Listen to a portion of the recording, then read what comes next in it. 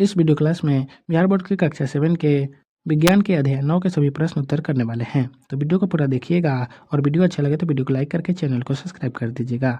और इस क्लास का PDF टेलीग्राम पर मिल जाएगा, जिसका लिंक डिस्क्रिप्शन बॉक्स में है। तो चलिए वीडियो को शुरू करते हैं। अध्याय 9 है गंदे जल का निपटान, जिसका पहला प्रश्न है सही विकल्प चुनें। पहला प्रश्न है अपशिष्ट जल है तो दूषित जल। 2 नंबर प्रश्न है विश्व जल दिवस मनाया जाता है तो 22 मार्च को। 3 नंबर प्रश्न है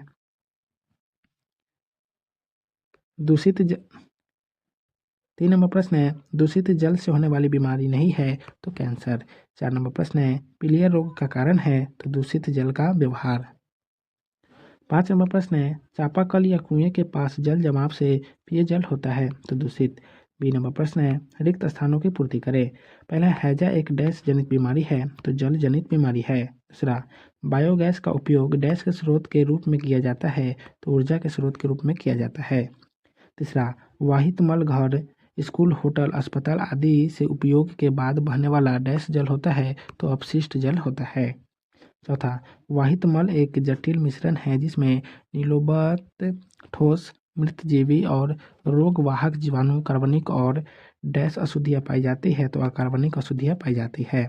पाँचवा 5 साल से कम उम्र के बच्चे की मौत का सबसे बड़ा कारण डैश बीमारी है तो जल जनित बीमारी है। सी नंबर प्रश्न है सही वाक्य के सामने सही एवं गलत उत्तर के सामने गलत का चिन्ह लगाएं।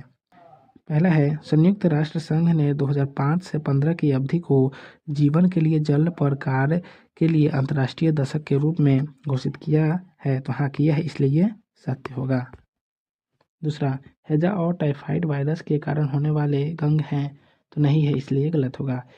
तीसरा है जल जनित रोगों के प्रमुख कारण दूषित जल है, यहाँ है, इसलिए ये सही होगा।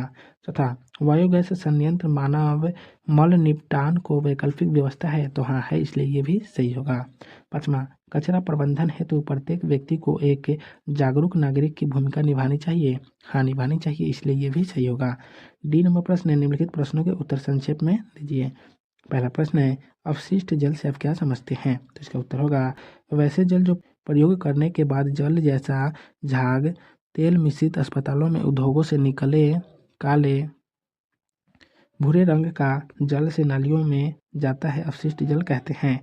2 नंबर प्रश्न है वाहित मल क्या है, उनके कौन कौन से अशुद्धियाँ होती है, तो इसका उत्तर होगा वाहित मल घरों स्कूलों होटलों अस्पतालों उद्योगों और कार्यालयों में उपयोग करने के बाद वाहित अपशिष्ट जल है। इसमें द्रव रूपी अपशिष्ट होता है जिसमें घुले हुए और निलंबित उपद्रव होते हैं।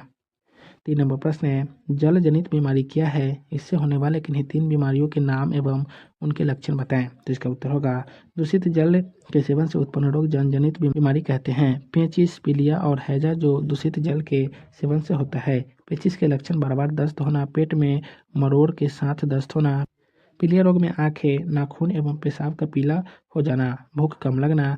हैजा के लक्षण अधिक और लगातार के दस्त होना।